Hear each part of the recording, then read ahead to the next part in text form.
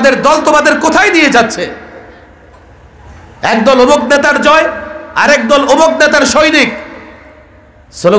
স্লোগানটা রাসূলুল্লাহর সৈনিক হিসেবে দিতে পারতেছো না।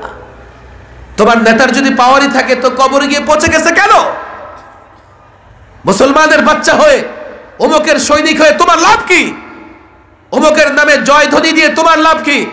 আজকে দেখো উগ্র হিন্দুত্ববাদীরা রামের নামে, মূর্তির নামে কত জোরে স্লোগান দিচ্ছে, আর তুমি মুসলমান যুবক হয়ে আল্লাহর নামে স্লোগান দিতে পারো না।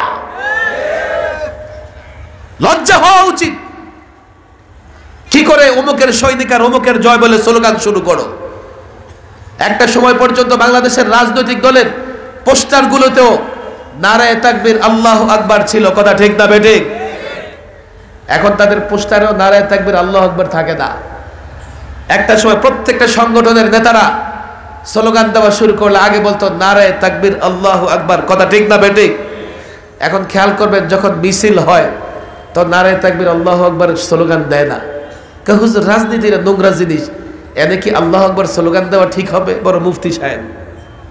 আচ্ছা, তো তুমি মুসলমানের বাচ্চা হয়ে নোংরা কাজটা কেমনে করো? নোংরা কাজটা তুমি কেমনে করো? কোন মুসলমান তো নোংরা কাজ করতে পারে না। আমি অবাক হই মাহফিলে আসা যুবকরা যখন স্লোগান দিতে পারে না।